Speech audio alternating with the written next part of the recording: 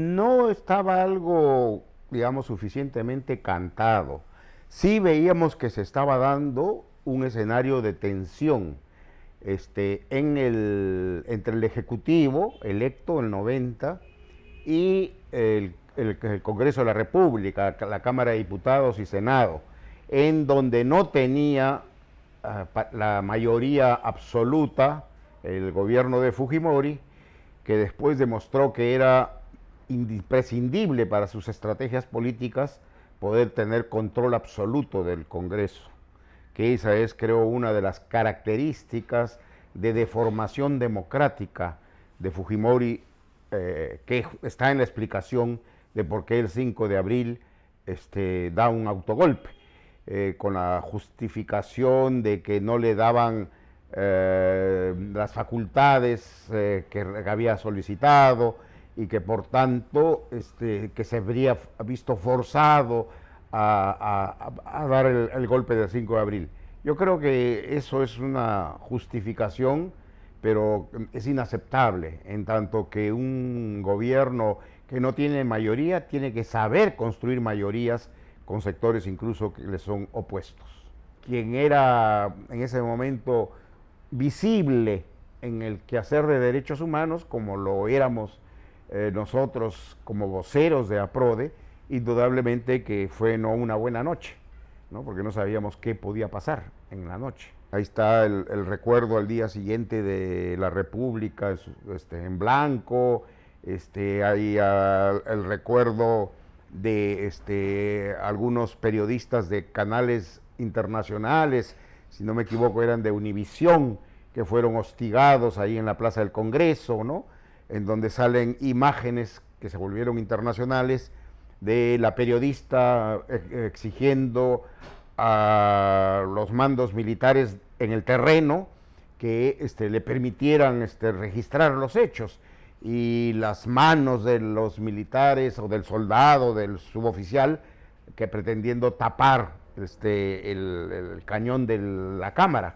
Indudablemente que esto inmediatamente llamó a la preocupación en general de los países, desde los países de la región, pero sobre todo de países de Europa, de Norteamérica, ¿no? En el caso de Europa, indudablemente todos los países de la Unión Europea, ¿no? Expresaron su inquietud, su preocupación, nos transmitieron también su solidaridad.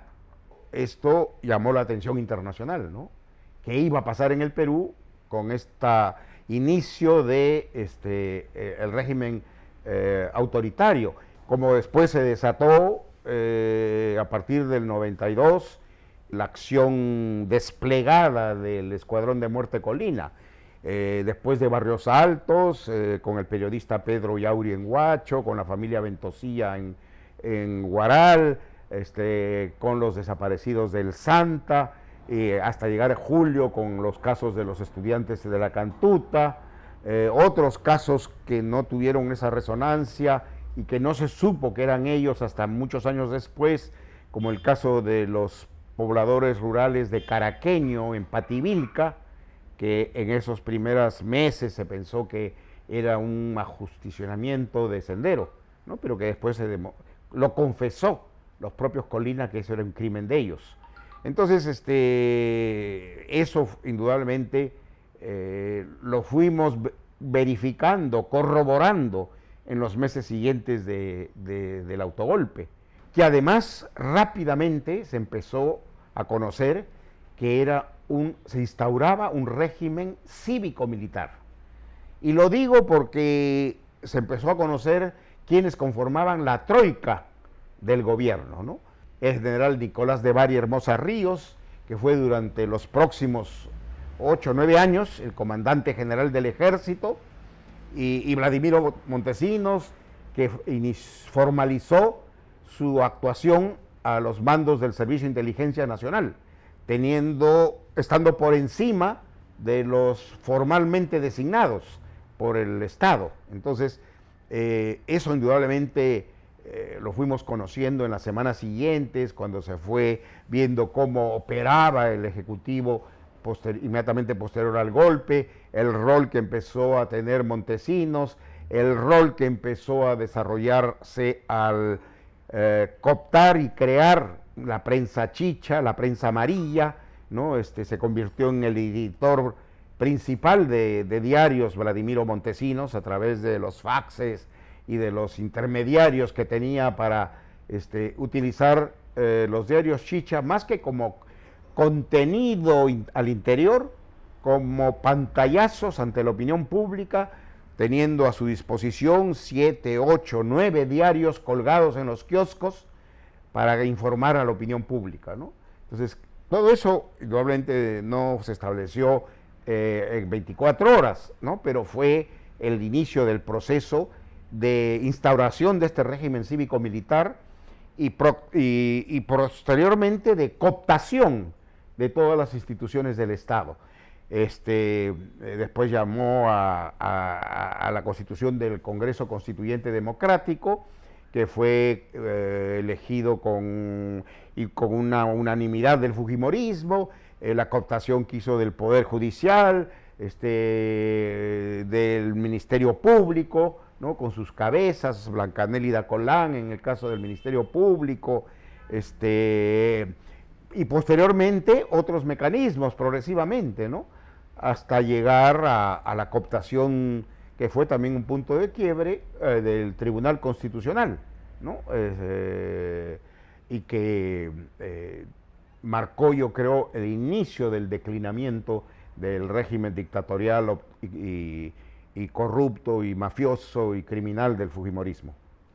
Porque algunos tratan de justificarlo desde intelectuales, empresarios, académicos, ¿no?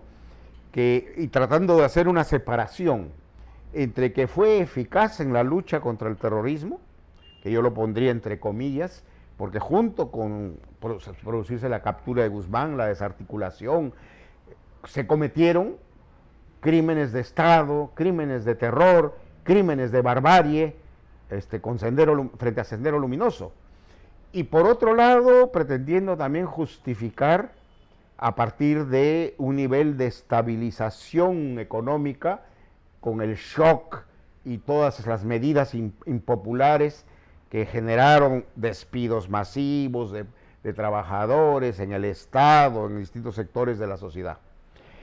Y preocupa porque es como pretender conceder que un Estado, que un gobierno actúe vulnerando derechos para presuntamente mantener otros, ¿no? Y creo que esto es lo nefasto de la herencia fujimorista, porque se convirtió de alguna manera en un sentido común en la ciudadanía. Y por eso es una gran tarea que tenemos en la sociedad peruana de recomponer la democracia en términos no solamente electorales, participativos, sino, digamos, de alguna manera de radicalizar la democracia para que nunca más puedan existir ni gobiernos corruptos, ni mafiosos, ni criminales, de ninguna laya. Y creo que eso es lo que está pendiente. ¿Es una realidad de la expresión política y social de este país? Tendría uno que ser ciego para no reconocerlo, pero se hace necesario justamente dar un debate programático, político, social con el fujimorismo, que muchas veces se llena de la boca, pero a la hora de implementar políticas públicas hace las recetas de todos los regímenes y gobiernos que han aparecido desde Toledo hasta la actualidad. Entonces creo que eso se tiene que estar en una actitud revisora, fiscalizadora, de la sociedad civil organizada, de los parlamentarios que puedan desarrollar capacidad crítica, ¿no? Bueno, hay que estar en esas acciones, ¿no? No quedarse uno contemplativo, complaciente con lo que sucede en el país, despotricar contra la política. La política es así, o salvo las honrosas excepciones, porque los ciudadanos no se comprometen con la política. Mientras no se comprometa con la política, seguirá siendo la política que hoy tenemos, que no nos satisface a nadie.